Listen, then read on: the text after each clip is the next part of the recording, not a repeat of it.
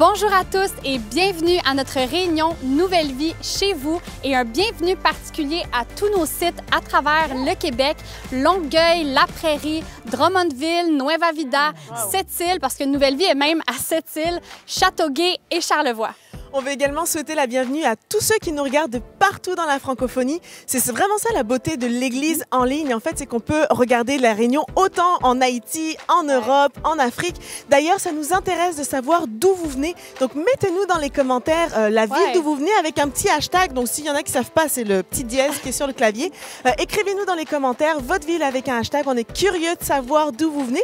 Puis bien, je suis curieuse. Toi, c'est quoi ton hashtag, Véro? Moi, mon hashtag, c'est hashtag Candiac. Pour ceux qui ne connaissent pas Candiac, c'est une ville très importante et influente à travers la francophonie. Et toi? Moi, j'en aurais tellement des hashtags. Je pourrais dire hashtag Longueuil, hashtag Lyon, hashtag Abidjan, tiens, pour tous ceux qui nous suivent de la Côte d'Ivoire. Oui, il y a tellement de gens qui nous suivent de la Côte d'Ivoire. Abidjan, vous êtes en feu, on vous aime. Merci d'être avec nous semaine après semaine. C'est parce que c'est ça, une ville importante. Et voilà. Je fais une petite dédicace à mon papa. Oui, et on veut d'ailleurs accueillir particulièrement toutes les personnes qui sont là pour la ou les premières fois. Vous savez, Nouvelle Vie, c'est une grande famille multigénérationnelle, multiethnique. C'est vraiment une de nos fiertés. Donc, sentez-vous libre de nous poser vos questions. Vous pouvez nous écrire à bienvenue@commercialnouvellevie.com. On va se faire un plaisir d'apprendre à vous connaître.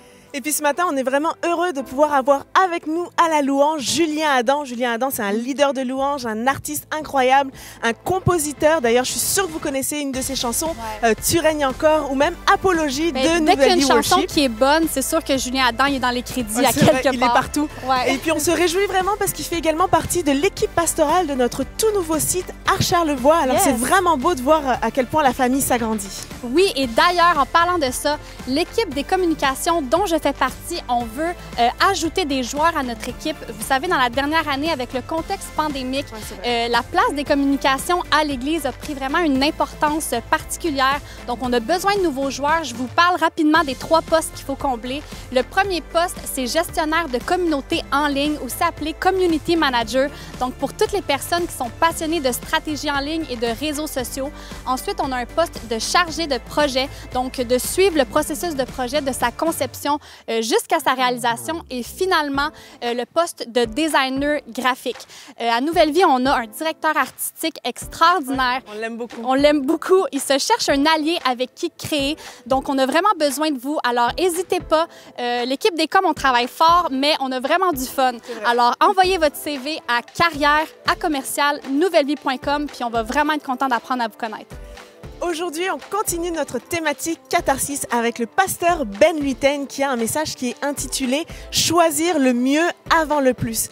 Et on est en direct sur nos 3 plateformes, donc sur YouTube, sur Facebook et sur notre plateforme interactive que maintenant vous connaissez, live.nouvellevie.com. Oui, puis ce matin, encore une belle réunion. Voici comment ça va se passer. On commence avec un temps de louange. C'est nos cœurs qui s'expriment à Dieu. Ensuite, il y a Pasteur Claude qui va nous partager la vie d'Église, tout ce qui prend place à Nouvelle Vie, suivi de Pasteur Ben Luyten qui va apporter son message. Et Sandra et moi, on va venir à la fin pour conclure avec vous. Donc, la réunion va commencer dans quelques instants, mais on veut juste vous dire Nouvelle Vie en mon nom, celui de Sandra et vraiment toute l'équipe. C'est un privilège de vous servir à chaque semaine. On est passionnés de ce qu'on fait, passionnés de Dieu, passionnés par l'Église. Alors, merci d'être avec nous semaine après semaine. Puis, on a tellement hâte de reprendre l'Église en présentiel puis de se voir en personne. Donc, sans plus tarder, on vous souhaite une bonne réunion. Bon matin, Nouvelle Vie. On est heureux d'être avec vous ce matin. On va commencer avec ce chant qui célèbre la grâce de notre Dieu. On y va. J'ai vu l'ennemi s'effondrer, l'obscurité se dérober. Malgré tout, un mystère est insaisissable. Mon nom est écrit là dans le ciel. Et j'ai vu sa puissance en action. Sa force de résurrection. Pourtant ce mystère reste insaisissable. Mon nom est écrit là dans le ciel. Oui, mon chant demeurera éternel. On y va ensemble, c'est là. C'est là mon témoignage. Je suis sauvé. Sa grâce a changé ma vie. Je chanterai par Jésus mon Rédempteur, justifié. Voilà mon témoignage, voilà mon témoignage.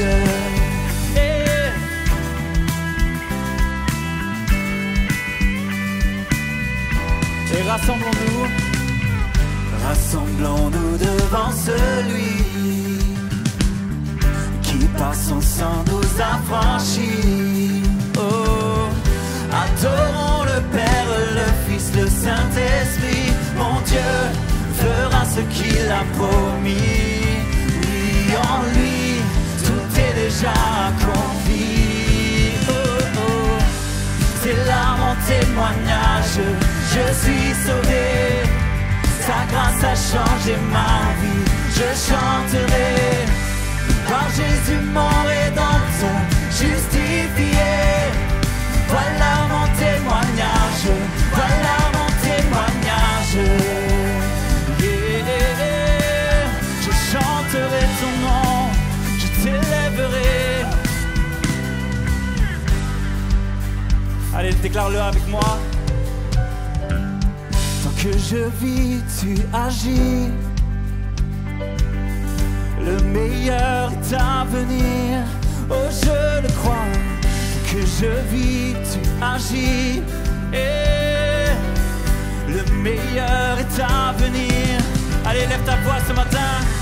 Que je vis, tu agis. Oh, le meilleur est à venir, oh je le crois. Tant que je vis, tu agis. Je le sais. Le meilleur est à venir, oui je le crois. On y va ensemble. C'est là mon témoignage, je suis sauvé. Sa grâce a changé ma vie, je chanterai. Par Jésus mon Rédempteur, justifié. Voilà mon témoignage, je suis sauvé. C'est là mon témoignage, je suis sauvé. Sa grâce a changé ma vie, je chanterai. Par Jésus mon Rédempteur, justifié. Voilà mon témoignage, voilà mon témoignage. Sauveur mon Dieu, toute louange est pour toi. J'ai confiance en toi. Ton avenir est dans tes mains.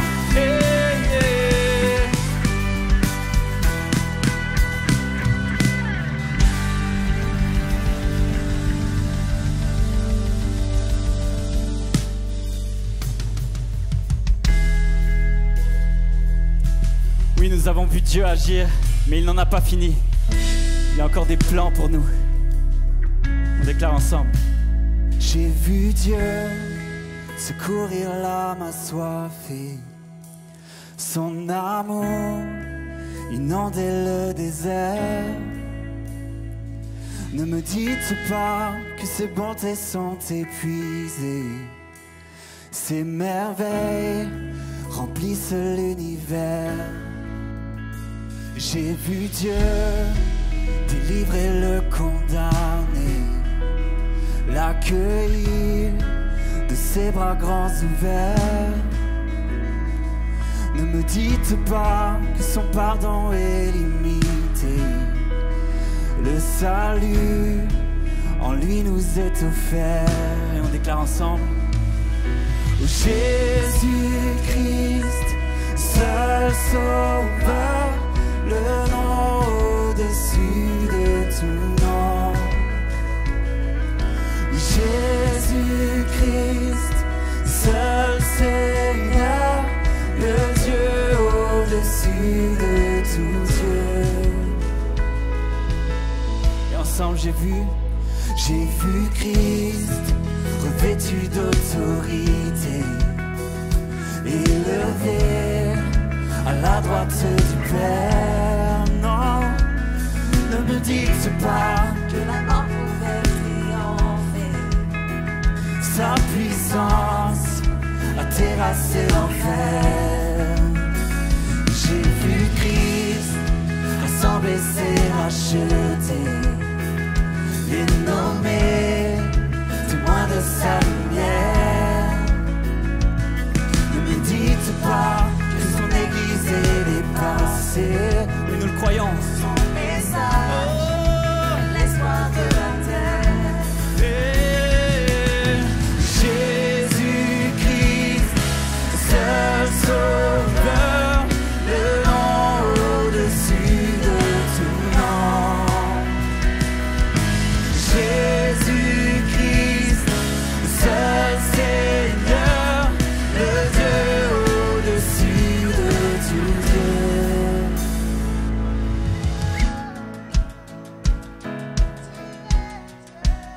Tu agiras encore, tu agiras encore. Allez, on chante ensemble. J'ai vu son Saint-Esprit. J'ai vu son Saint-Esprit descendre comme un feu. Ne me dites pas que la vie n'est pas dans ce lieu. J'ai vu son Saint-Esprit agir devant mes yeux. Ne me dites pas que Jésus n'est pas le seul Dieu. J'ai vu son Saint-Esprit descendre comme un feu. Ne me dites pas que la vie n'est pas dans ce lieu.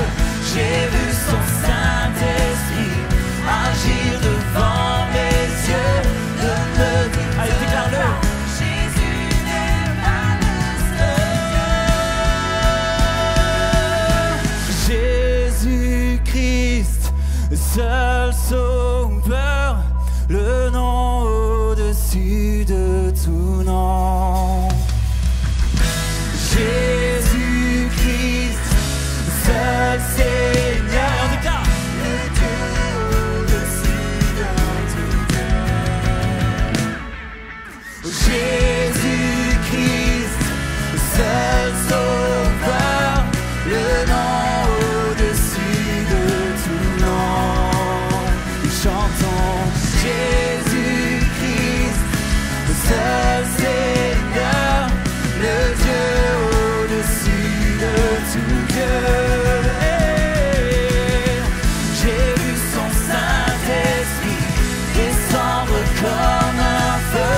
Ne me dites pas que la vie n'est pas dans ce lieu. J'ai vu son Saint-Esprit agir devant mes yeux. Ne me dites pas, ne me dites pas, ne me dites pas que Jésus n'est pas le seul Dieu. Ah oui, Seigneur, on veut élever ton nom. On veut déclarer ensemble que Jésus est le nom au-dessus de tout nom. Que Jésus est le seul vrai nom. Alors déclare-le avec nous. Par ton esprit, je renais. De la force, je m'élève. Le roi ressuscité me redonne la vie. Par ton nom vivifié, ta victoire je peux clamer. Le roi ressuscité me redonne la vie. On chante encore. Par ton esprit je renais, de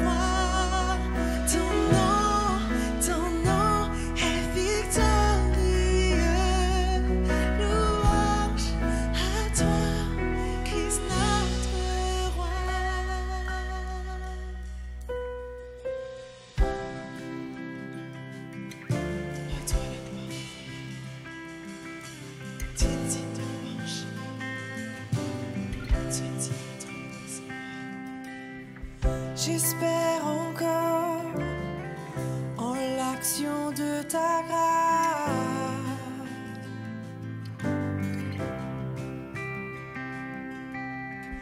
Là où l'échec prononce ses menaces,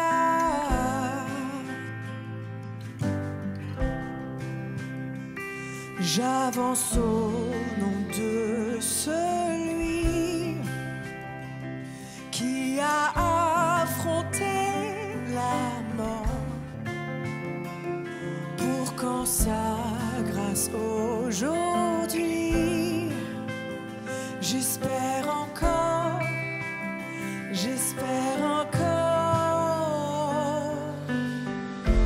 Tu es le Dieu de l'impossible, tu règnes encore, tu règnes encore, Jésus, ton nom est infaillible, tu règnes encore, tu règnes encore.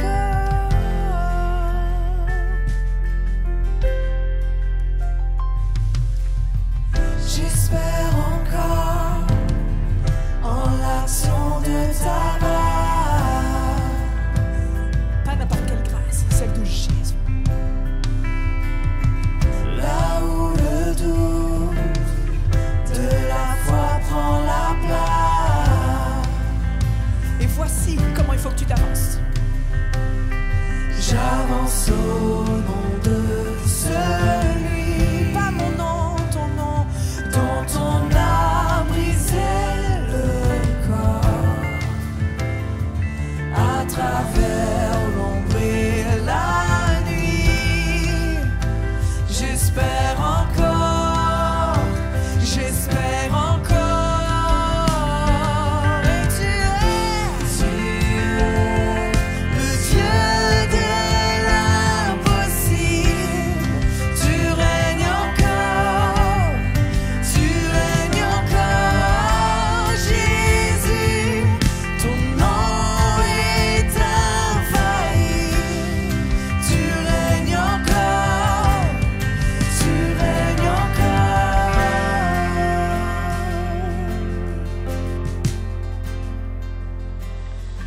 Alors que ce chant retentit pour ta gloire, ton esprit vient me rappeler ta victoire. Reconnaissant ta majesté, je déclare, tu règnes encore, tu règnes encore. Alors que ce chant retentit pour ta gloire, ton esprit vient me rappeler ta victoire. Reconnaissant ta majesté, je déclare, tu règnes encore, tu règnes encore.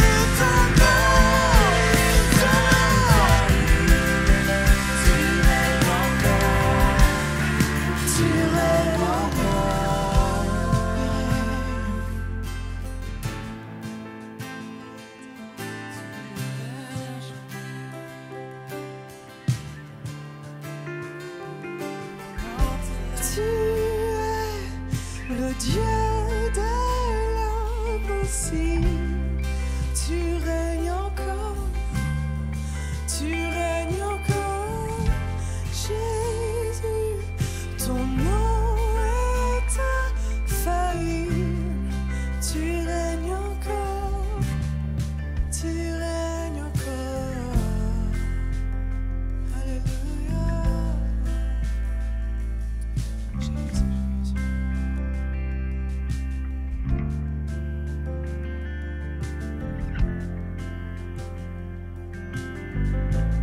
Jésus. Jésus.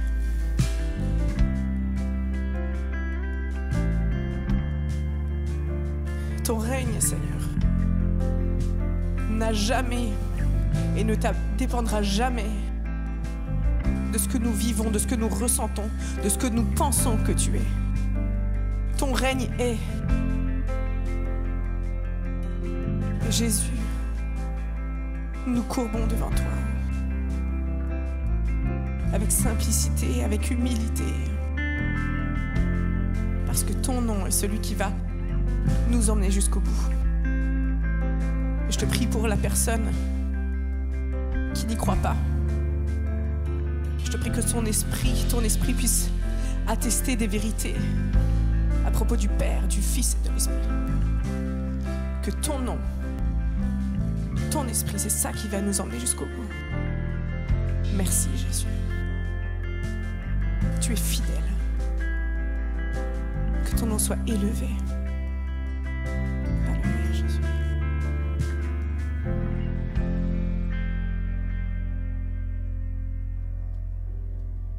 Bienvenue à Nouvelle Vie chez vous. Quel moment de worship magnifique. Je vous encourage toute la semaine, il faut se le rappeler à chaque jour, à au moins dire une fois par jour, tu règnes encore, à déclarer son règne, sa souveraineté sur toutes choses parce que Dieu est en contrôle de toutes choses dans votre vie et dans les nations. Alors on marche avec confiance, il se passe des choses tellement magnifiques à Nouvelle Vie. Qui aurait pu imaginer? On se retrouve maintenant avec tout près de 65 000 personnes qui sont abonnées à notre chaîne YouTube. La famille grandit. Et la semaine dernière, je nous ai appelés tous au choix d'une vie généreuse. Et c'était tellement touchant. Cette semaine, il y a plein de gens qui écrivaient, textaient, appelaient pour savoir comment donner. Alors, si vous voulez vous joindre à ce mouvement de générosité, d'engagement, pour voir Nouvelle Vie continuer à s'épanouir. Je vous invite, vous pouvez le faire de 3 façons simples et sécuritaires en textant don au 438-500-3847, en visitant le site don.nouvellevie.com ou par virement Interact à don@nouvellevie.com. Lorsque vous supportez Nouvelle Vie, vous supportez maintenant Nouvelle Vie sur 6 sites, 6 églises, de Longueuil à La Prairie, bien sûr, Nueva Vida et à Drummondville et à Charlevoix et à Châteauguay et à Sept-Îles et aussi Nouvelle Vie en ligne, touchant des dizaines de milliers. Vous soutenez également, vous nous permettez aussi, à chaque mois, nous soutenons financièrement des dizaines d'églises de notre mouvement, du mouvement que nous avons aidé à créer, l'Association chrétienne pour la francophonie. Alors, vous soutenez les pasteurs des églises partout au Québec, vous soutenez la formation de pasteurs et leaders par l'Institut de théologie pour la francophonie et aussi à travers nos nombreux partenaires comme l'organisme Action Nouvelle Vie qui vient en aide à plus de 15 000 personnes à chaque mois, son volet jeunesse, le 2159 et aussi des partenaires qui à chaque semaine, chaque mois font une œuvre extraordinaire dans les territoires des Premières Nations jusqu'en Haïti, une douzaine de pays défavorisés. Alors merci de votre générosité et nous reprenons nos réunions en présentiel pour Pâques à Nouvelle Vie, Charlevoix et Drummondville dimanche prochain. Alors, on vous invite, si vous êtes à tous nos amis de Drummondville et de Charlevoix, d'aller vous inscrire et de suivre les réseaux sociaux, votre page Facebook, à chaque site pour savoir les heures des réunions. Ça reprend en présentiel pour la fin de semaine de Pâques. Suite à l'annonce du gouvernement et de la santé publique concernant les mesures sanitaires touchant les lieux de culte, nous avons maintenant droit à 250 personnes. C'est une bonne nouvelle. Droit à 250 personnes en présentiel, non pas par salle, mais par lieu de culte, par église. Alors, pour nos églises en zone rouge, à Nouvelle-Vie, Longueuil, Nueva Vida, La Prairie et Châteauguay, nous allons reprendre en présentiel dimanche le 18 avril et vous allez pouvoir commencer à vous inscrire à venir vivre Nouvelle-Vie avec nous en présentiel à partir du 8 avril. 18 avril, on recommence. Vous commencez à vous inscrire en ligne pour les églises en zone rouge à partir du 8 avril. Nous allons bien sûr continuer toute notre programmation en ligne. Tous les dimanches matins vont être en ligne. Tous les services vont être en ligne et même vont continuer par la suite alors que nous allons graduellement augmenter en présentiel. Tout va rester en ligne. Nous ne pouvons pas reprendre à 250 personnes par site le week-end de Pâques dans les zones rouges pour Nouvelle-Vie, Longueuil, La Prairie, Nueva Vida et Châteauguay. Vous savez que nous recherchons toujours, notre première préoccupation est toujours votre sécurité, votre santé sanitaire et aussi pour toute la famille et le bien spirituel de chacun. Et à 250 personnes, la fin de semaine de Pâques, par exemple, à Nouvelle-Vie, il faudrait faire 20 à 4000 personnes, il faudrait faire 25 réunions et aussi 7, 8, 10 réunions pour des sites comme La Prairie, Nueva Vida. Alors, nous allons nous préparer plus tôt à faire nos réunions pour le 18. Et comprenez ceci, qu'en ce moment, on travaille avec les gouvernements pour changer, on essaie d'aller chercher de nouveaux avantages, mais en ce moment, comprenez bien que la réunion qui est permise va être une réunion avec inscription à l'avance où vous remplissez 3 questions qui sont vérifiées lorsque vous arrivez à l'église, où le port du masque est obligatoire tout au long de la réunion et où nous ne sommes pas permis en ce moment de chanter. On doit rester à 2 mètres de distanciation. Alors, il y a beaucoup de structures autour et on travaille fort pour changer certaines de ces règles-là et on va vous tenir au courant, mais c'est la norme actuellement. Si vous n'avez pas visionné l'hebdo Nouvelle-Vie que j'ai fait hier, prenez le temps d'aller le voir. Je donne beaucoup plus de détails, d'explications sur toutes nos démarches, mais nous avons reçu cet avis 8 jours seulement avant la fin de semaine de Pâques. Alors, nous avons besoin de temps pour se structurer. On avait tout préparé pour la fin de semaine de Pâques et nous allons être prêts pour le 18 avril avec plusieurs célébrations sur chacun de nos sites. Mais nous vous avons préparé un méga week-end de Pâques. Ça va être le plus haut fait de l'année avec notre thème pour la fin de semaine prochaine, vendredi saint et dimanche matin de Pâques, lever le voile. Revelare velum, qui veut dire lever le voile, en 2 parties. Vendredi soir, lever le voile. Deux célébrations complètement différentes avec lever le voile sur la croix, vendredi saint, ça va être magnifique, et lever le voile sur la résurrection le dimanche matin. Communion spéciale le vendredi saint. Ne manquez pas ça. 7 représentations réparties sur tout le week-end. 2 pour le vendredi saint, en reprise aussi du vendredi, le samedi, et 3 représentations le dimanche. Suivez, toutes les heures sont déjà affichées. Si vous avez aimé nos concerts, spectacles de Noël, ça va être encore plus. C'est un plus grand déploiement encore. Ne manquez pas notre week-end de Pâques. Toutes nos équipes se mobilisent depuis des mois pour vous offrir quelque chose de magnifique. Nos invités spéciaux, Jean-Daniel Labrie, Jean-Jean, toute l'équipe des chanteurs, musiciens, Nouvelle-Vie, bien sûr, Nouvelle-Vie Worship. Décors spéciaux, tout le stage va être transformé. On s'en va dans un autre univers où ça va être la croix le vendredi, la résurrection le dimanche. Des numéros spéciaux. On a un ensemble de cordes qui est magnifique, violon et cordes, absolument magnifique. On vous invite à vraiment vous joindre à nous. Connectez-vous le 15 minutes. Il va y avoir un pré-show, 15 minutes avant chacune des représentations avec animation, vidéo, jeux et aussi avec des prix qui vont être tirés pendant cette portion-là. Et moi, je prépare un message pour chacune des 2 célébrations, lever le voile sur la croix et sur la résurrection. 2 Corinthiens 3, 14 à 17. Voici notre vision pour le week-end de Pâques. Ils étaient aveugles et sourds spirituellement, car jusqu'à ce jour, le voile demeure et ne s'est pas levé, car c'est en Christ que le voile est levé, qu'il disparaît. Jusqu'à ce jour, un voile était jeté sur leur cœur. Mais lorsque les cœurs se tournent vers Dieu, le voile est ôté, le Seigneur agit par son esprit et ils vont découvrir la vraie liberté. C'est notre vision pour le week-end de Pâques. On fait un partenariat, une alliance spirituelle ensemble.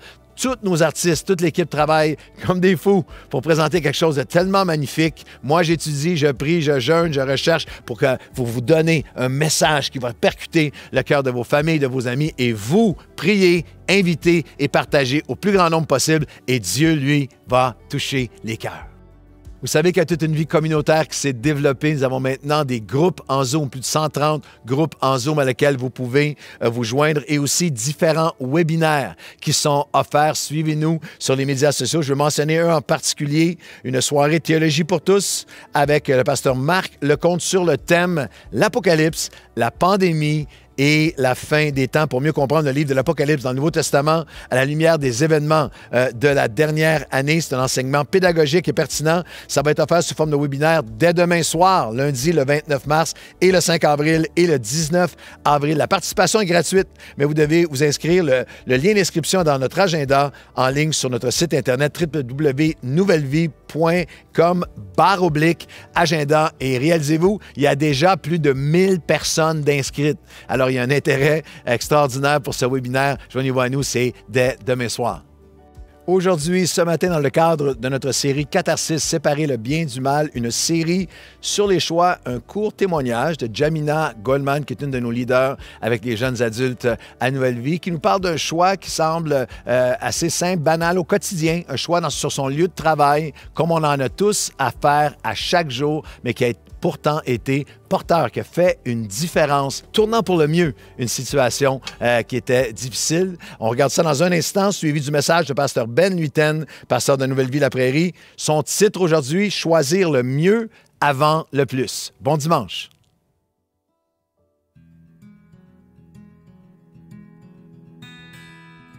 À l'époque, je travaillais comme infirmière.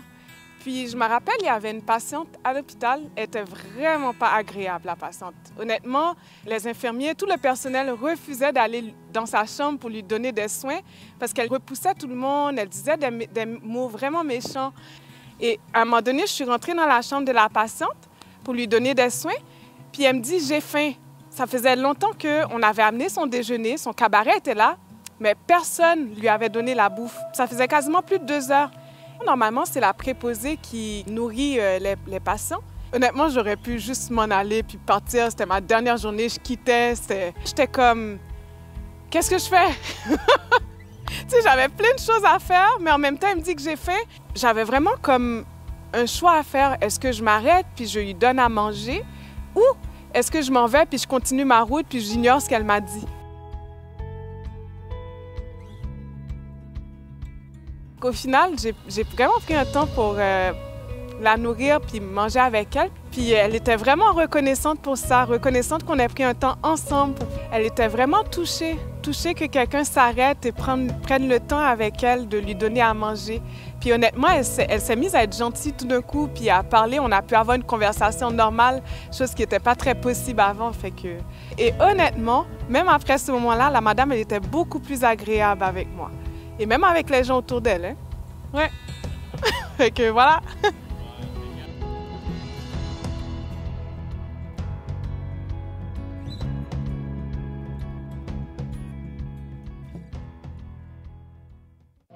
Comment séparer le bien du mal? Tout commence par un choix. Devant le choix de ne croire qu'en lui ou en Dieu, l'homme a choisi. Et tout a changé, le plongeant dans un océan de confusion. Comment choisir? Accepter ou refuser? Continuer ou abandonner? Se relever ou rester à terre? Prendre ou donner? Choisir l'orgueil avant l'humilité? Être vrai ou mentir? Aimer ou haïr? Peu à peu, tout se mêle entre le bien et le mal. Comment les séparer? Choisir, tout se résume à cela. Ma vie sera le reflet de mes choix.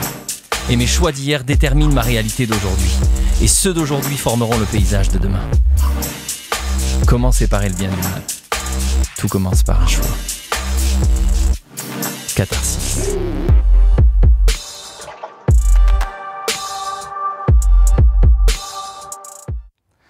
Bonjour à tous et bienvenue. C'est encore pour moi un privilège d'apporter le message aujourd'hui dans la série Catharsis, Séparer le bien du mal, une série sur les choix. Et aujourd'hui, le titre de mon message, c'est « Choisir le mieux avant le plus ». On va regarder aujourd'hui à l'importance du choix, de faire le choix du contentement, de se satisfaire de ce que l'on a. C'est un message qui, je crois, va parler à beaucoup d'entre vous. Et quand je l'étudiais, j'ai vraiment été béni de le redécouvrir. C'est vraiment un thème qui peut être libérateur pour plusieurs. Et je prie en ce moment que vous puissiez ouvrir vos cœurs et que vraiment la parole vienne et libérer. Si vous croyez à la Bible et en Dieu et que vous êtes là pour en découvrir plus, vous êtes à la bonne place. Si jamais vous êtes curieux et que vous dites « j'ai jamais assisté à une église en ligne, mais là, je ne sais pas pourquoi j'ai cliqué », ce n'est pas un hasard et je vous défie à écouter ce message parce que Dieu a une parole pour vous. On va parler du contentement aujourd'hui, et puis c'est un principe qui est millénaire. La Bible en parle, un principe qui est millénaire, mais qui est toujours et plus que jamais actuel pour nous aujourd'hui. Le contentement, ce n'est pas un terme à la mode, ce n'est pas un terme qu'on emploie souvent, et à bien des égards, il est comme vu comme un terme péjoratif. Un peu comme quand vous étiez enfant et que votre mère disait « il va falloir que tu t'en contentes ». Il va falloir t'en contenter. C'était jamais une bonne nouvelle. C'était comme « Maman, c'est pas ça que je voulais. » Il va falloir que tu t'en contentes. Un peu comme si elle vous emmène, quand vous étiez enfant, elle vous emmène chez le coiffeur. Et puis, quand vous arrivez chez la coiffeuse, bien sûr, c'est votre mère qui choisit la coupe de cheveux que vous allez avoir. Et elle dit à la coiffeuse, alors, gardez les cheveux longs sur le dessus, mais faites un petit dégradé, éclaircissez autour des oreilles. Et puis la coiffeuse dit, Madame, arrêtez tout de suite, je sais exactement ce que vous voulez. Et 20 minutes après, tu sors avec cette coupe de cheveux. Oui, c'est comme, maman, c'est pas ça que je voulais réellement, mais il va falloir que tu t'en contentes. Blague à part. Avouons-le, combien d'entre nous, en ce moment, on se dit, c'est vrai que je serais plus heureux, plus satisfait, si seulement j'avais cette augmentation à la job. Ou si je pouvais changer de job, si je pouvais avoir cette voiture de luxe, si je pouvais avoir enfin ma maison de rêve, si je pouvais être dans cette relation amoureuse, c'est certain que je serais heureux. Si je pouvais connaître la célébrité, si je pouvais avoir enfin le succès, alors c'est là où je serais heureux. Nous pensons en fait que nous pouvons atteindre le bonheur en changeant nos circonstances, mais ce n'est pas ce que la Bible nous enseigne. Au lieu de changer nos circonstances, Dieu veut changer nos cœurs afin que nous puissions être satisfaits au milieu des circonstances qui, elles, sont changeantes. Et dans la Bible, c'est Paul qui l'enseigne. Paul qui l'enseigne dans sa lettre aux Philippiens, qui se trouve dans le Nouveau Testament. Paul est en train de remercier les Philippiens parce qu'ils lui ont démontré une affection, ils lui ont envoyé des cadeaux. Pourquoi? Ce n'est pas des cadeaux incroyables, mais c'est des cadeaux qui viennent subvenir un peu à ses besoins parce que Paul, quand il écrit, est en prison, enchaîné. Il est dans une prison vraiment enchaîné avec les fers aux pieds. Il est en prison parce qu'il est persécuté pour sa foi. Et il écrit, on va le lire ensemble, dans Philippiens 4, versets 11 à 13. C'est Paul qui dit, bien sûr, il est en prison. « Ce n'est pas à cause de mes besoins que je dis cela, car j'ai appris à être satisfait de ma situation. Je sais vivre dans la pauvreté et je sais vivre dans l'abondance. Partout et en toutes circonstances, j'ai appris à être rassasié et à avoir faim, à être dans l'abondance et à être dans le besoin. Je peux tout par celui qui me fortifie. » C'est intéressant le terme que Paul emploie, « j'ai appris ». En grec, c'est le terme « mouéo », qui veut dire « j'ai découvert le secret, j'ai été initié au mystère ». Paul est en train de dire « j'ai découvert le secret du contentement » parce qu'en fait, entre vous et moi, il n'est pas facile à découvrir, pour deux raisons. La première, c'est que notre cœur humain, le cœur humain, est naturellement insatisfait. Parce que je vous le dis, même quand nos besoins sont comblés, nos désirs ne le sont jamais. Si je prends une illustration pour vous aujourd'hui, c'est comme si on se rencontrait dans une ville loin d'ici en voyage, puis que vous me rencontriez, puis Ben, je suis vraiment mal pris, j'ai tout perdu aujourd'hui, puis je veux juste manger, prendre un repas, aller à l'hôtel, puis demain recommencer ma route vers chez moi. Est-ce que tu pourrais m'aider? J'ai juste besoin en ce moment de $200. Si tu pouvais juste m'aider avec $200, c'est exactement tout ce que j'aurais besoin pour avoir un repas, une nuit à l'hôtel, et puis ensuite demain repartir sur ma route. Puis là, je vous dis, cadeau, choisis quelle main. OK, vous dites la droite, je l'aurais deviné. Et dans la droite, $200, exactement ce que vous avez besoin. Wow, Ben, c'est incroyable, merci, c'est tout ce que j'avais besoin. C'est un miracle, c'est juste comme, c'est incroyable qu'on se voit et puis que je te dise que j'ai besoin de 200 et puis que tu as exactement $200 à me donner. Parfait, et là, c'est une bénédiction, wow, vous êtes dans la joie incroyable. Et puis alors que je recommence ma route, vous me dites, « Hey, par curiosité, Ben, qu'est-ce qu'il y avait dans l'autre main? » Et là, j'ouvre ma main et puis c'était $1 million. Alors que vous étiez tous satisfaits, vous dites, « Oh, si j'avais choisi la main gauche, j'aurais eu $1 million. » Et puis là, je me retrouve avec juste $200. Le cœur, alors que vos besoins sont satisfaits, votre désir de « j'aurais pu en avoir plus ». Ah, mais pourquoi je n'ai pas choisi l'autre main? Pourquoi j'ai toujours choisi la droite? Mais je suis comme vous, je choisis toujours la droite. Pourquoi je n'ai pas choisi l'autre main? Et là, votre bénédiction devient en fait votre malédiction. Avec $1 million, qu'est-ce que j'aurais pu faire? J'aurais pu acheter l'hôtel. Qu'est-ce que j'aurais pu faire avec... Votre cœur est satisfait parce que votre besoin est satisfait, mais vos désirs ne le sont jamais. C'est incroyable, c'est paradoxal comment nos bénédictions peuvent devenir nos malédictions si on ne sait pas se satisfaire de ce que l'on a. La deuxième chose, pourquoi c'est difficile de trouver le contentement, c'est que nous vivons dans un monde qui nous pousse toujours à être insatisfaits. Nous vivons dans une société de consommation, même de surconsommation. J'aime la phrase qui est dans un des films Fight Club, je ne sais pas si vous connaissez, c'est une phrase qui résume bien notre monde matérialiste. C'est un des acteurs qui dit « Nous achetons des choses dont nous n'avons pas besoin avec de l'argent que nous n'avons pas pour impressionner des gens que nous n'aimons pas. » Bien sûr, tous les chrétiens doivent aimer tout le monde, mais c'est une citation qui résume un peu notre société de surconsommation matérialiste. Toujours essayer d'impressionner les autres, toujours besoin d'en avoir plus, quitte à être endetté plus haut que la tête parce qu'on ne sait pas se satisfaire de ce qu'on a. Notre monde et la société dans laquelle on vit créent une insatisfaction chronique, que ce soit dans le matériel, mais même dans les relations. Si je pouvais avoir telle relation, alors que tu es dans un mariage, si je pouvais être dans telle. Peut-être que tu es avec tes amis, tu te dis, ouais, mais si j'avais tel groupe d'amis, là, je serais vraiment heureux. On est toujours en train de se remettre en question en disant, comment je peux faire pour être plus satisfait? Nous sommes dans une société qui change en fait nos désirs et qui nous les fait miroiter comme des besoins. Je me souviens alors que je regardais une interview d'une responsable en marketing qui expliquait des principes de vente et elle a à un moment donné expliqué le principe de créer le besoin chez le client. Et voici ce qu'elle dit, mot pour mot. Chez votre client, vous devez détecter les failles, les problématiques, les insatisfactions susceptibles d'être couvertes par votre produit. L'ultime étape est d'accentuer ces failles pour simplement amener votre interlocuteur à se convaincre lui-même de la nécessité d'acheter votre produit.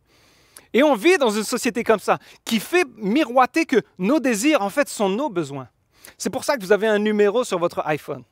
C'est pour ça qu'en ce moment, on est au iPhone 12, je pense. Et mais si en ce moment, dans ta poche, tu as le iPhone 7, et même s'il comble tous tes besoins, et que vous dites, j'ai même plus de fonctionnalités que j'en aurais besoin, juste le fait que vous êtes au niveau 7 et qu'il y en a un numéro 12, vous avez un train de retard. Et c'est ce qu'on appelle l'obsolescence de la mode, l'obsolescence psychologique. C'est que même si en ce moment tout fonctionne, on est en train de créer un besoin de « hey, il faut que tu rattrapes ». Il y a comme un gap qui se crée entre ce que vous avez besoin et ce que vous désirez. Et on fait miroiter que vos désirs sont en fait vos vrais besoins. J'aime la citation de Pierre-Yves Maxwell, l'auteur québécois, qui dit dans son livre « En as-tu vraiment besoin ?» Difficile de rester sain d'esprit dans un monde où la pression de consommer, de performer et de se dépasser vient de partout. On veut de l'excès, on ne s'impressionne plus de l'ordinaire. Mais la Bible parle de cette recherche effrénée, de toujours vouloir plus de richesse, plus de succès, plus d'excès, toujours plus de plus. Elle l'appelle l'idolâtrie. Et je sais que ce terme peut résonner pour vous en disant « wow, idolâtrie, c'est un bien grand mot ». En fait, l'idolâtrie, c'est tout simple. L'être humain a été créé pour adorer Dieu, pour être en relation avec Dieu. Donc notre cœur a une naturelle tendance à adorer. Mais s'il n'est pas tourné vers le Dieu vivant, il est tourné vers tout ce qui est ici autour de nous, peut être et peut devenir une idole. Et en fait, si Dieu n'a pas la première place dans votre cœur, vous avez sans doute, et je vous le dis sans vous annoncer une mauvaise nouvelle, je vous le dis que vous adorez quelque chose autour de vous. Que ce soit une situation, que ce soit un contexte. Et ça ne veut pas dire que ce que vous adorez, c'est mauvais. Si vous dites en ce moment, mon couple est tout ce que j'ai, ma carrière, le succès, mes enfants sont vraiment ce que j'adore, la priorité de ma vie, ça ne veut pas dire que votre famille est mauvaise. Non, ça veut dire que votre idole première, votre Dieu, entre guillemets, en ce moment, c'est quelque chose qui est matériel, qui est humain, qui est dans ce monde-là. Alors que notre cœur a été créé pour adorer Dieu. C'est Dieu quand il parle à Ézéchiel. Il dit, ils portent dans leur cœur, en parlant des êtres humains, ils portent dans leur cœur des idoles. Et ils attachent leur regard sur ce qui les fait tomber dans l'iniquité. Le même Paul qui parle du contentement, lui aussi a fait des voyages missionnaires. Et à un moment donné, il s'est retrouvé en Grèce, à Athènes. Et alors qu'il voit un monde rempli d'idoles, c'était les dieux grecs, la mythologie. Et puis en fait, à ce moment-là, même les Romains avaient un dieu pour tout. N'importe quelle chose pouvait devenir un dieu. Et ils adoraient ces dieux-là, ils donnaient des sacrifices. Bien sûr, c'était des faux dieux, il n'y avait aucune relation entre ces dieux-là, c'était des statues. Mais il y avait un côté où on va se sacrifier pour adorer ce Dieu-là, pour implorer sa clémence, pour qu'il nous donne richesse, beauté. Et je peux vous le dire, en 2021, même si on croit que ce n'est plus forcément spirituel, notre monde est rempli d'idoles. Une société remplie d'idoles, comme dans l'ancien temps, c'était Aphrodite, la déesse de la beauté. Mais je peux vous dire qu'aujourd'hui, même si on ne l'appelle plus Aphrodite, il y a un culte de l'image, il y a un culte de la beauté. Et combien de jeunes filles ont des troubles de santé, des troubles alimentaires, parce qu'elles veulent tellement plaire à cette idole de beauté, elles sont prêtes à se sacrifier pour pouvoir avoir cette idole. Et bien sûr, on ne va pas le voir comme une idole spirituelle, mais je vous le dis, il y a réellement quelque chose de spirituel, parce que notre cœur a une tendance à adorer. Et il a été créé pour adorer Dieu. C'est pour ça que j'apporte la bonne nouvelle aujourd'hui, que vous n'avez pas à subir votre vie, vous avez à être satisfait avec ce que Dieu vous donne, parce que Dieu est là, il vous aime et il veut vous sauver d'un esclavage parfois où on se retrouve dans un esclavage de surconsommation. On est endetté au-dessus de la tête parce qu'on ne sait juste pas. On veut atteindre un idéal qui en fait est une vapeur. C'est un mirage. Vous savez, j'ai vu une photo un jour, les Galeries Lafayette à Paris, qu'on appelle également la cathédrale des temps modernes. Puis c'était vraiment une belle symbolique entre avant ce qui était le culte religieux avec maintenant le culte de la surconsommation. On va aux Galeries Lafayette, on va là où il y a des magasins pour acheter, suracheter des choses qu'on n'a pas forcément besoin. C'est comme consommer est devenu un rituel religieux. On y va semaine après semaine, comme dans un rituel religieux. On y va parce que des célébrités qui sont en fait nos idoles nous proposent des marques qui sont devenues nos icônes. Alors, il y a une recherche de surconsommation comme un but de plaire à une idole. C'est Tim Keller, que j'aime beaucoup, qui parle dans son livre « Les idoles du cœur ». Il dit « Beaucoup ont tout sacrifié au Dieu du succès », bien sûr des faux dieux, mais ils ont sacrifié famille, amis, valeurs. Mais cela ne suffit jamais. Les dieux étaient jadis assoiffés de sang et difficiles à apaiser. Ils le sont toujours. En ce moment, si on a une quête toujours de plus, on peut tomber dans une idole. On recherche quelque chose qui ne va jamais nous satisfaire. Et Paul est en train de dire dans Philippiens, « J'ai découvert le secret du contentement ». Le contentement, ce n'est pas quelque chose qu'on peut obtenir. C'est pas, je peux aller quelque part, acheter le contentement et enfin, oh, je suis satisfait. Non! En fait, le contentement n'est pas quelque chose qu'on obtient, mais c'est une attitude qu'on développe. Et j'aimerais vous partager 4 clés pratiques pour qu'on puisse vivre ensemble le contentement. Pas le confinement, le contentement. Et 4 clés pratiques que vous pouvez dès aujourd'hui mettre en place et vous allez voir votre vie changer, votre attitude par rapport à votre circonstance qui avant peut-être vous insatisfaisait, qui aujourd'hui, je crois, par l'Esprit de Dieu, va ouvrir vos yeux sur la réalité de ce que nous vivons et comment Dieu veut nous aider dans cette vie à être épanouis. La clé numéro 1, c'est arrête de te comparer. Ça paraît simple, mais arrête de comparer. Réalise ce que tu as au lieu de toujours voir ce que tu n'as pas. Il y aura toujours quelqu'un qui sera meilleur que toi. Il y aura toujours quelqu'un qui sera plus riche que toi. Il y aura toujours quelqu'un qui fera des voyages que tu ne pourras pas faire. Il y aura toujours quelqu'un qui aura plus, mieux. Mais si tu te compares toujours à cette personne-là, tu seras toujours, toi, insatisfait. Tu seras toujours en train de convoiter ce que l'autre a. Et je vous le dis, la Bible nous parle, dans l'Ancien Testament, Dieu a donné les 10 commandements. Et dans les 10 commandements, le dernier, c'est « tu ne convoiteras pas ». Convoiter, c'est en fait avoir un désir d'obtenir incontrôlable. C'est l'incontrôlable désir d'obtenir. Et Dieu nous le dit pas comme une option. Si tu veux, tu n'es pas obligé de convoiter. Non, il nous dit, c'est un commandement. Ne convoite pas. Et vous le savez pourquoi? Pour notre bien. Parce que si tu arrêtes de convoiter les biens des autres, tu vas voir que tu as tout ce que tu as besoin chez toi, là où tu es. Ce n'est pas une option, c'était un commandement. Puis je peux vous le dire, je suis dans une génération qui est connectée plus que jamais. Je suis sur les réseaux sociaux, je suis là. Mais je vous le dis, les médias sociaux sont une fabrique à convoitise. Plusieurs fois, j'ai dû me retirer des réseaux sociaux, à faire attention parce que mon cœur avait une tendance à convoiter ce que les autres mettaient. Des fois, ce n'est pas la réalité. Les gens font croire qu'ils sont partis à Cuba alors qu'en fait, ils sont juste à Longueuil. Mais il y a comme un côté où tu es en train de convoiter, de dire hey, « moi aussi, j'aimerais partir en voyage. Moi aussi, j'aimerais... » Alors qu'en fait, on est toujours en train de se comparer aux autres. Je peux le dire vraiment, hein? Les médias sociaux, et en plus, il y a les algorithmes qui rentrent là-dedans. Et puis quasiment, ils nous connaissent, ils savent exactement ce qu'on regarde, ce qu'on veut. Des fois, à la blague, je termine de manger, ma femme fait à manger incroyablement. La cuisine de ma femme est incroyable. Je suis rassasié, je sors de table, j'ai tellement bien mangé. Puis je me pose dans mon canapé le week-end, puis je regarde Instagram. Puis là, je tombe, je ne sais pas pourquoi, sur des gens qui font du barbecue avec des viandes triple A qui sont tellement bonnes. Je ne sens rien, je ne goûte rien, mais juste en le voyant, je me dis, man, j'ai faim.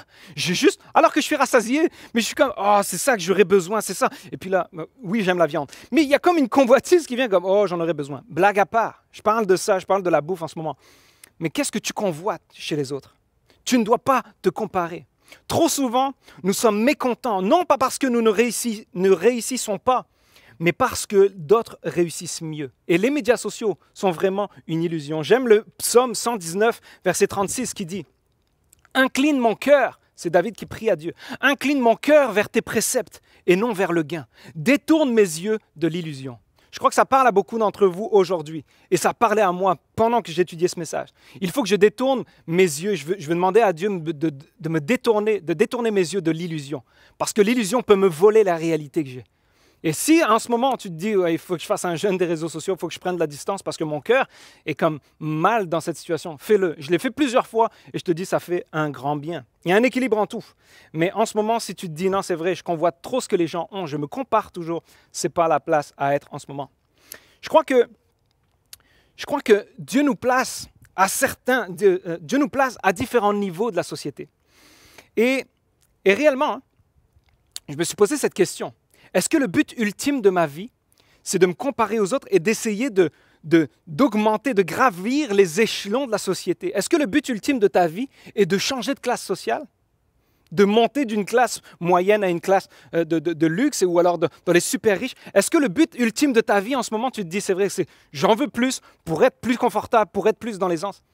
Ou est-ce que le but de notre vie, ce que la parole de Dieu nous dit, c'est que là où tu es, là où Dieu t'a placé, tu brilles?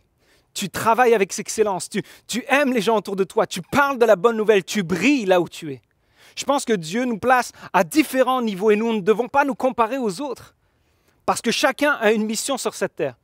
Et là où tu es, Dieu veut te dire, si tu arrêtes de te comparer aux autres et si tu réalises ce que tu as, tu pourras vraiment vivre heureux. Tu n'as peut-être pas beaucoup de richesses, mais tout ce que tu as est précieux. Et c'est ce qui nous emmène à notre deuxième clé. Notre deuxième clé, c'est « Sois reconnaissant pour ce que tu as ». La gratitude amène la joie. Si tu cultives la gratitude, la reconnaissance, merci, tu cultives la joie automatiquement. La Bible nous le dit, hein, « Soyez reconnaissants en toutes choses ». Réjouissez-vous. C'est le même Paul qui est en prison dans Philippiens. C'est lui qui va le dire. C'est l'épître de la joie. Réjouissez-vous en tout temps. Soyez reconnaissants. À un moment donné, il reçoit des cadeaux des Philippiens. Ça doit être des cadeaux modestes quand même. Mais il dit, oh, je suis comblé, je suis dans l'abondance. Il savait reconnaître ce qu'il avait et être reconnaissant pour ça. Cultive la gratitude et tu cultiveras la joie. Une des clés du contentement, c'est pour ça qu'on dit le titre « Choisir le mieux avant le plus ». Ce n'est pas forcément l'accumulation des choses, non, c'est la réalisation de ce que j'ai. Wow, merci pour ce que j'ai. Le Proverbe 15 nous dit « Pour l'affligé », il ne parle pas du pauvre ou du riche, il dit « pour l'affligé », le malheureux. Tous les jours sont mauvais, mais celui qui a le contentement dans son cœur est toujours en fête. Et là aussi, celui qui a le contentement, il ne nous parle pas de classe sociale. Est-ce que c'est le riche ou le pauvre? Non, parce que vous le savez comme moi. Il y a des gens qui vivent avec très peu, très humblement, mais qui ont le contentement et qui sont heureux. Peut-être plus heureux que certaines personnes très riches qui disent « j'en ai juste pas assez ». Et au plus j'en veux, au plus j'en ai besoin et au moins je suis heureux dans cette vie. Est-ce qu'en ce moment, tu prends pour acquis toutes les choses que Dieu te donne? La dernière fois, j'étais en train de prendre une marche le matin. Et même s'il fait -5, -10, je me donne l'objectif de marcher tous les matins. Et alors que je prenais mon temps avec Dieu tout seul, je méditais. Merci Seigneur pour tout ce que j'ai. Merci pour l'oxygène que je peux prendre en ce moment. Merci pour la beauté des paysages, la création. Merci pour ma vie. Merci pour ma famille. Merci pour tout ce que j'ai. Merci pour mon Église. Merci. Et j'étais juste en train de remémorer à mon âme toutes les choses pour lesquelles je suis reconnaissant pour Dieu. Et réellement, j'étais pris. Je crois que le Saint-Esprit parlait à mon cœur en disant, tu ne pourrais même pas compter les bénédictions que tu as. Mais parfois, trop souvent, je regarde ce que je n'ai pas au lieu d'être reconnaissant pour ce que j'ai. J'aime cette citation qui dit « Les gens ne sont pas reconnaissants parce qu'ils sont heureux, mais ils sont heureux parce qu'ils sont reconnaissants. » C'est fort, je la redis. Les gens ne sont pas reconnaissants parce qu'ils sont heureux, les gens sont heureux parce qu'ils sont reconnaissants. Si tu réalises en ce moment que quelqu'un aimerait avoir ta vie, nous vivons tous dans le luxe de quelqu'un d'autre. Ne perds pas aujourd'hui le sens du miracle que Dieu te donne. Peu importe là où tu es, peu importe dans la situation dans laquelle tu es, Dieu veut te donner la force de pouvoir dire « Je me contente de ce que j'ai parce que là où je suis, si Dieu est avec moi, je ne manque de rien. » La troisième clé que j'aimerais qu'on regarde en ce moment, c'est « Reste résilient ».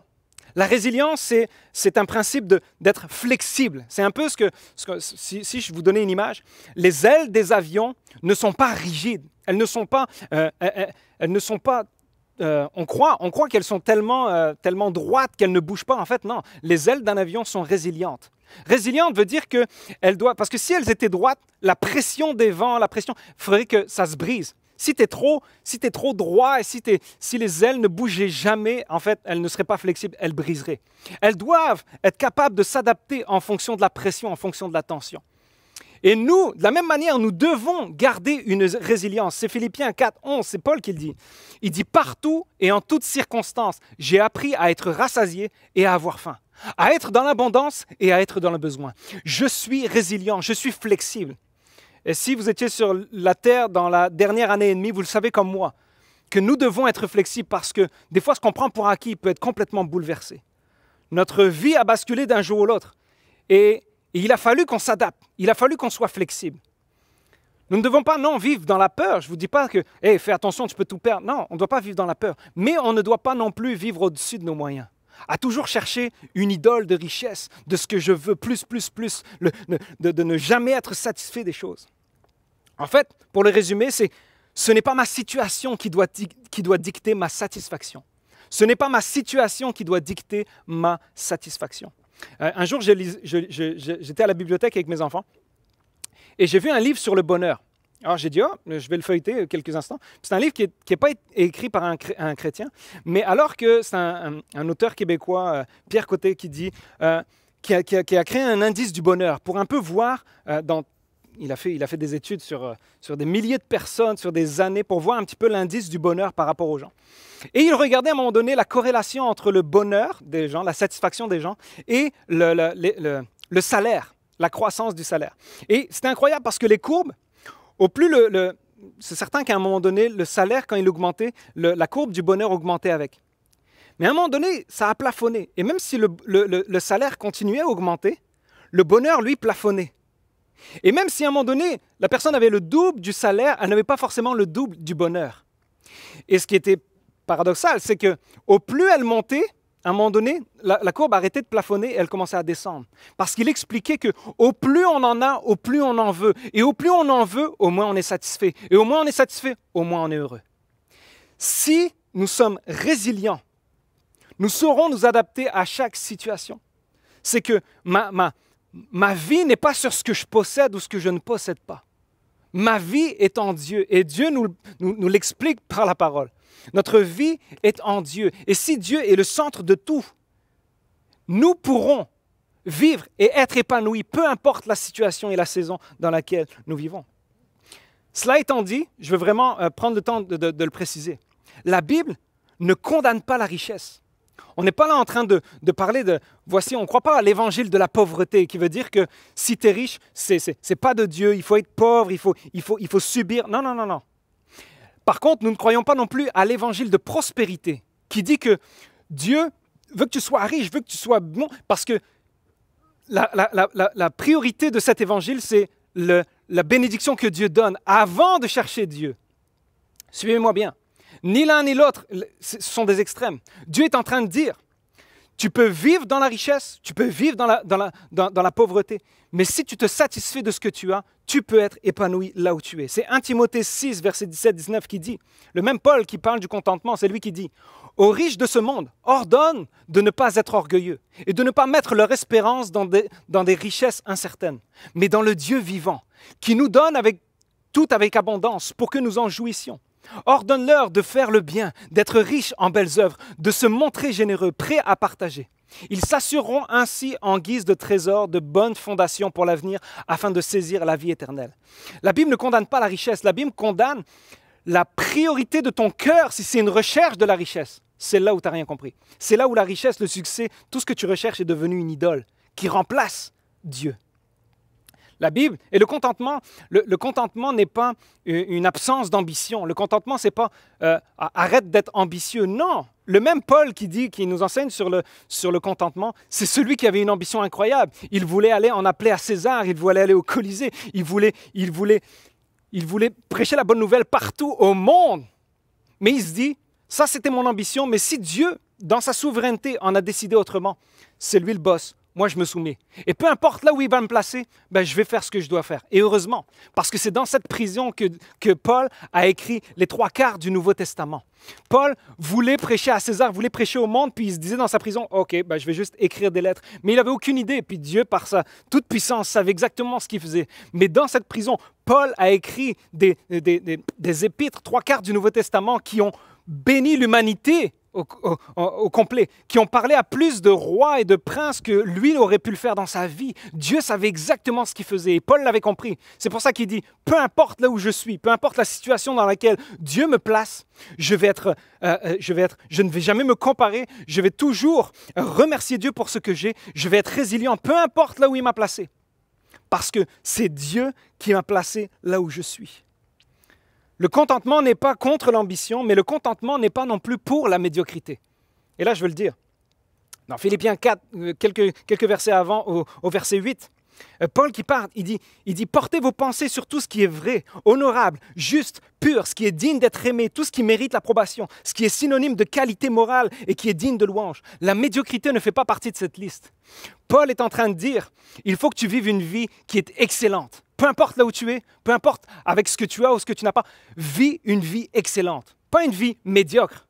Si Dieu ouvre une porte devant toi en ce moment pour que tu puisses prendre un cours à l'université et puis avoir un job que tu voulais ou ouvrir une entreprise ou multiplier ce qu'il te donne, si Dieu ouvre la porte, prends-la. Ouvre, va là, va dans ce que Dieu te propose, va là où Dieu te donne un accès. C'est pas juste de dire « Oh, je suis là, puis je ne vais rien faire, je ne vais pas travailler, je vais juste m'asseoir parce que je dois être content de là où je suis. » Non, ça c'est la médiocrité. Ce n'est pas ce que Dieu veut pour nous. Mais tout cela n'est rien. Toutes ces 3 clés, ces 3 premières clés ne sont rien si on ne comprend pas la dernière qui est la plus importante. C'est que Jésus seul te suffit. Choisir le mieux avant le plus, c'est changer le côté où non, je ne veux pas l'accumulation. Je veux comprendre pourquoi je suis sur cette terre et comment je dois faire pour gérer ma vie. Et la réponse, le contentement n'est pas dans qu'est-ce que je peux acquérir, non, c'est dans qui je connais. Et si Jésus est tout ce qui te suffit, tu n'as rien besoin d'autre. Paul termine en disant au verset 13, « Je peux tout par celui qui me fortifie. » En fait, il est en train de dire, si j'arrive à être heureux, content, satisfait de là où je suis, c'est grâce à lui, c'est grâce à Christ. C'est grâce à lui, c'est lui l'ultime secret. C'est lui l'ultime secret du contentement. C'est Jésus. Le contentement n'est pas dans ce que je détiens, mais dans qui je connais. Après, dans Philippiens 4, verset 11-19, il va le dire. « Et mon Dieu pourvoira à tous vos besoins conformément à quoi? À sa richesse avec gloire en Jésus-Christ. » Tout est en lui. Si ta vie est cachée en Jésus-Christ, tu n'auras besoin de rien d'autre que lui. Et lui pourvoira à tous tes besoins. La vie n'est pas à propos du matériel, de ce qu'on peut vivre ici. Même si Dieu promet qu'il pourvoira à tous nos besoins, la vie n'est pas à propos du matériel. Notre recherche du bonheur est naturelle. Notre recherche de satisfaction est normale. C'est juste qu'elle ne pourra pas être comblée dans ce que nous vivons ici sur cette terre, mais dans qui nous pourrons servir. Les richesses que tu recherches ne pourront jamais combler ton besoin. Christ seulement pourra. Jésus est tout ce qui doit te suffire. Choisir le mieux avant le plus, c'est choisir de suivre Jésus au lieu des richesses de ce monde. C'est même Jésus qui le dit lui-même dans Matthieu 6, verset 31. C'est Jésus qui parle, il dit « Ne vous inquiétez donc pas et ne dites pas « Que mangerons-nous ? Que boirons-nous ? Avec quoi nous habillerons-nous » En effet, tout cela, ce sont les membres des autres peuples qui le recherchent. Or, votre Père céleste sait ce que vous avez besoin. Recherchez d'abord le royaume et la justice de Dieu, et tout cela vous sera donné en plus. Si tu mets Jésus en numéro 1 dans ta vie, si tu lui donnes la place qu'il doit avoir, si ton cœur adore sa présence comme nous avons été créés pour adorer Dieu, si tu comprends qui est Jésus-Christ pour toi, alors tu n'auras pas à t'inquiéter de rien. Dieu te comblera au-delà même de tes besoins. Tu seras comblé en toutes choses, tu seras heureux, tu seras satisfait, tu connaîtras la vraie joie, la vraie paix. La vraie satisfaction se trouve en Jésus seul. Le secret ultime est de savoir que ma relation avec Jésus me donne l'assurance que Dieu comblera tous mes besoins. Que je n'ai pas à m'inquiéter, j'ai juste à lui faire confiance, lui faire connaître mes besoins. Et sa paix viendra garder mon cœur et mes pensées en son nom. J'aime cette équation qui est très simple, mais je prie vraiment pour que Dieu se révèle à vous. C'est si j'ai tout ce que je peux rêver d'avoir, mais que je n'ai pas Jésus, je n'ai rien en fait. Mais si j'ai rien dans ce monde, mais que j'ai Jésus, alors j'ai tout. Je n'ai plus rien, je n'ai plus à m'inquiéter, j'ai tout. Si en ce moment tu te dis ma situation est difficile, j'ai perdu mon emploi et tout ça, mais si tu fais confiance à Jésus, si tu lui donnes la première place dans ta vie, crois-moi, le royaume de Dieu sera là où tu mets Dieu roi. Si Dieu est le roi de ton cœur, ne t'inquiète pas, tu n'as rien à t'inquiéter. Tu vas être comme Paul. Peu importe la situation, il va dire « Je suis comblé en tout. Dieu me comble au-delà de mes besoins, dans sa richesse en Jésus-Christ. » Notre vie n'est pas à propos de ce qu'on va acquérir ici. Notre vie ultime va être quand nous serons avec Jésus-Christ pour l'éternité. Ce monde ici, Dieu nous dit « Brillez ». Portez du fruit, donnez de la saveur, aimez les autres autour de vous. Soyez généreux, sois généreux avec ce que tu as en ce moment. Il y a des gens autour de toi qui ont des besoins, réponds-y. Et je te le dis, il y a une paix qui va venir parce que si tu recherches le royaume et la justice de Dieu en premier, tout te sera donné en plus.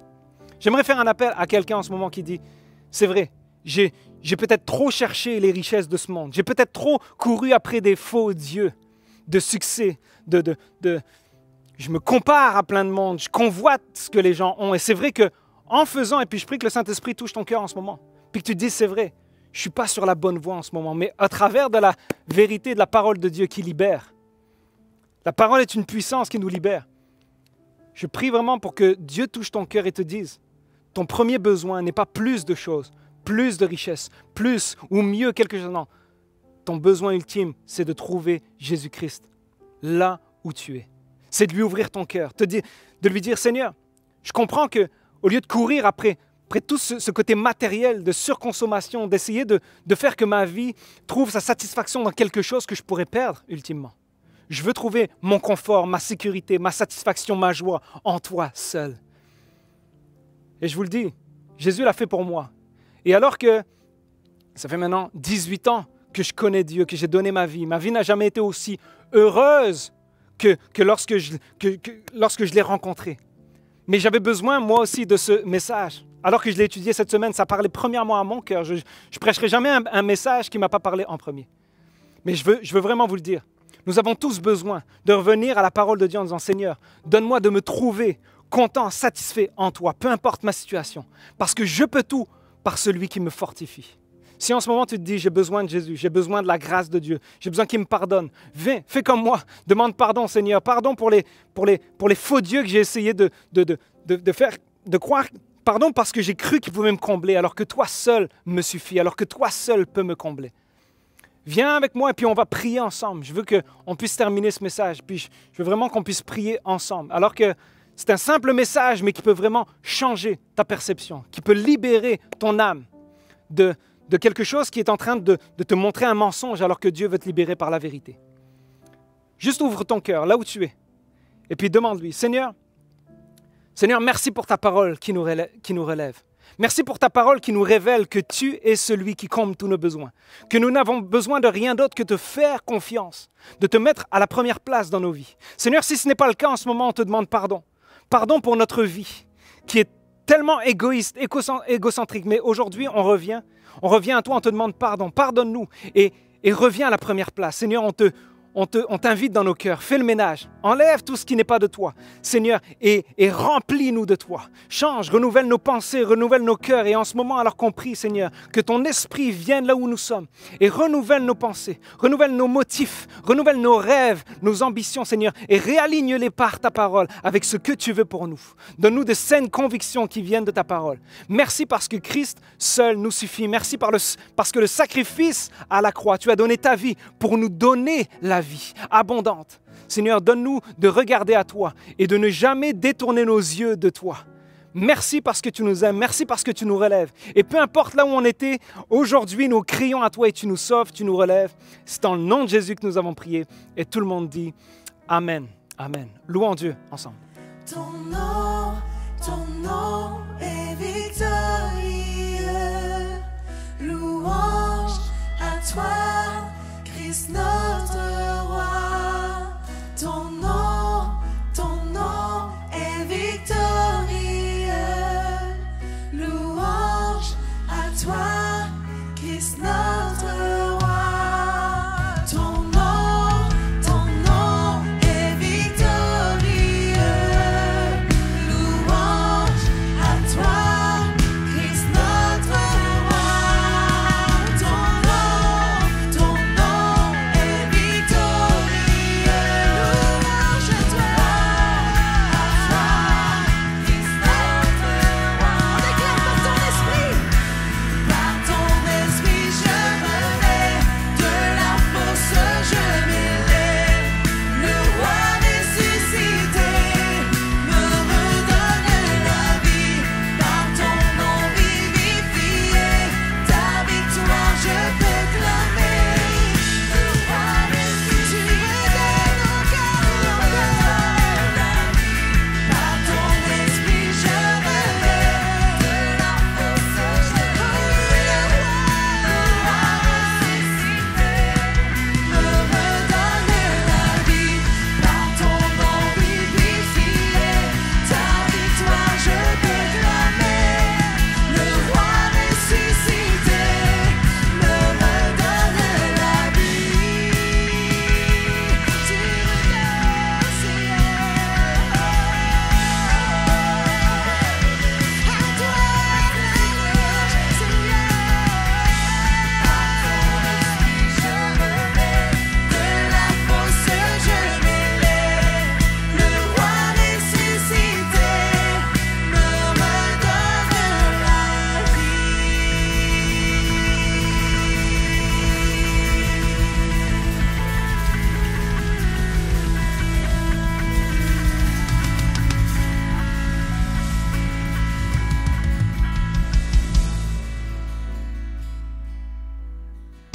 Merci à tous d'avoir suivi cette réunion avec nous. On espère vraiment que cette thématique vous aide dans vos choix, dans vos décisions au quotidien.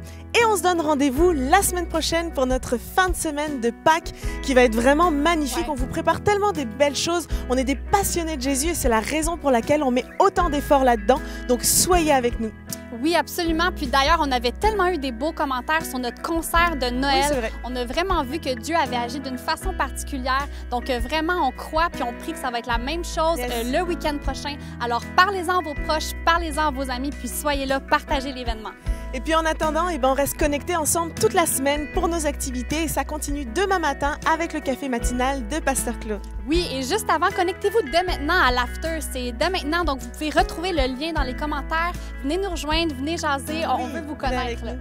Et si vous avez besoin de soutien, on est là pour vous. Alors écrivez-nous à soutienpastoral@nouvellevie.com.